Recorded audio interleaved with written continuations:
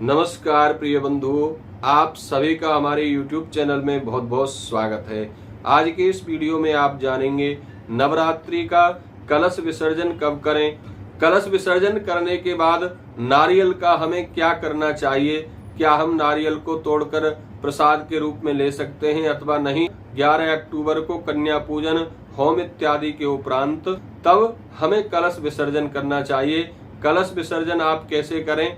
आप अपने हाथ में थोड़े से अक्षत अर्थात चावल ले लें और चावल लेकर इस प्रकार प्रार्थना करें कि हे भगवान गणपति, माता लक्ष्मी, आप हमारे घर में, हमारे घर के मंदिर में सदैव निवास करें और जो भी देवता जिनका इस अनुष्ठान में पूजन में आवाहन किया है, कलश में आवाहित सभी देवता हमें अपना शुभ आशीर्वाद देने के उपरांत फिर आने के लिए अपने अपने स्थान को चले जाएं। इस प्रकार प्रार्थना करके आप अपने हाथ से थोड़े से चावल इस प्रकार कलश के ऊपर डालते हुए यह मंत्र बोल सकते हैं, गच्छ गच्छ सुरश्रेष्ठः स्वस्थाने परमेश्वर मम पूजाम गृहीत्वे माम पुनरागमनाय च।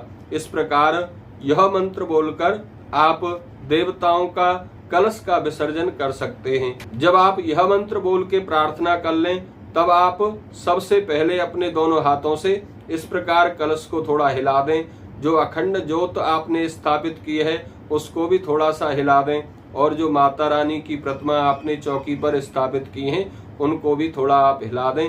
उसके बाद आप नारियल को उठाएं, नारियल को उठा के मस्तक से लगाएं और उसको किसी पात्र में रख दें। उसके ऊपर जो आपने पूर्ण पात्र रखा हुआ है अक्षत आदि से भरा हुआ, उसको एक साइड में रखकर जो आपने आम के पल्लव लगाए हैं उन आम के पल्लवों को एकत्रित करके उससे घर का कोई भी बड़ा सदस्य अपने घर के प्रत्येक सदस्य के ऊपर कलश के जल का अभिषेक करें, जल के छींटे मारें, अपने सभी घर में जल के छींटे मारें।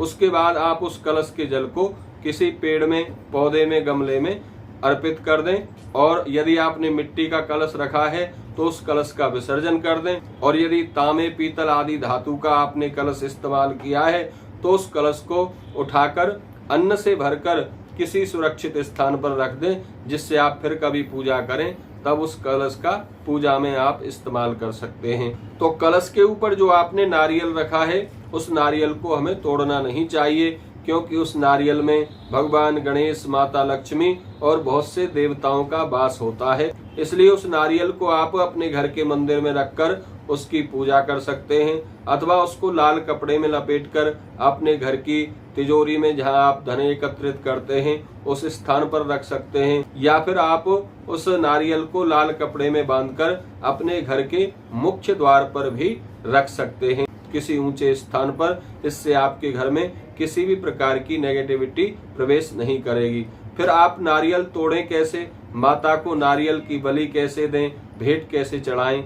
नारियल की भेंट देने के लिए आप अलग से एक नारियल माता को अर्पित करें और उस नारियल की बलि, उस नारियल की भेंट आप माता को अर्पित करें। उसका प्रसाद वितरण करके आप सभी लोग ग्रहण कर सकते हैं, परंतु कलश का नारियल हमें तोड़ना नहीं चाहिए। इस बात का हमें विशेष ध्यान रखना चाहिए। आप सभी श्रद्धालुओं को शारदीय नवरात्रों की बहुत बहुत शुभकामनाएं। जय माता दी।